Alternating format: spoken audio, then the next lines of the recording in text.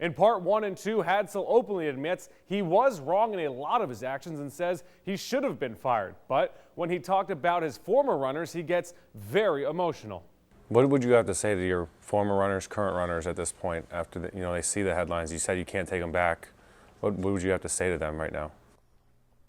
I would say that, I'm genuinely sorry. They have so much pride in all this.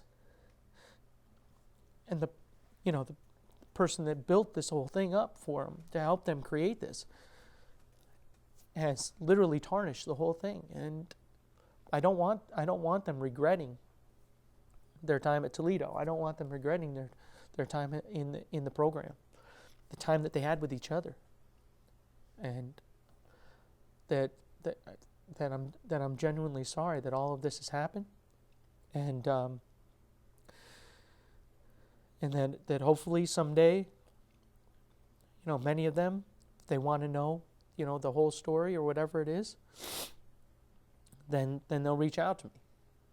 You know what I mean? I'm sorry for the people that I've hurt.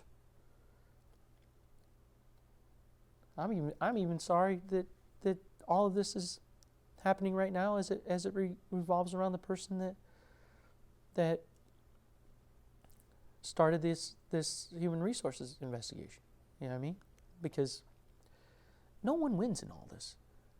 No one wins. No one ends up looking good in any of this. And it wouldn't have happened if I would have just not let any of this happen in the first place. So even that person, people that are trying to defend me just as a human being, not necessarily defend my actions, you know what I mean? Some of them are saying terrible things about her. That's ridiculous. You know what I mean? She did what she did. She's got her reasons for doing it. Her and I both, we know the truth. What is the truth? The truth is that she knows that I wasn't harassing her. She knows that. I can never undo those headlines. So I don't know what I'm going to do. I know that I'm genuinely sorry. I know that I was wrong. I created all of this. All of this. None of this stuff should have happened. Eventually, I have to find some way to make this into a positive. I have to.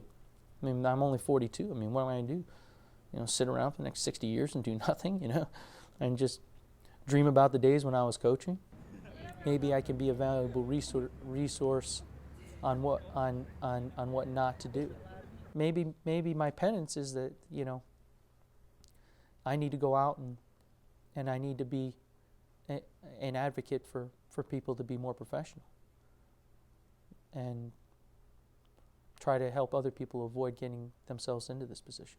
Talked to a young coach that was getting into coaching, you know what I'm saying? Somebody wanted to know, how can I be really good? How can I build a program like you had at Toledo, but yet not screw it up and get fired, and ruin it? I think that would be my advice. You got to establish boundaries, and you got to stick to them. If you missed part 1 and 2 of the interview, you can find them on our website at northwestohio.com, which is the only place you can see Hadsell speak. Plus, since the interview lasted more than 2 hours, we'll post never-seen-before footage from the interview when Hadsell directly addresses other allegations from the Deadspin article, only on WNWO.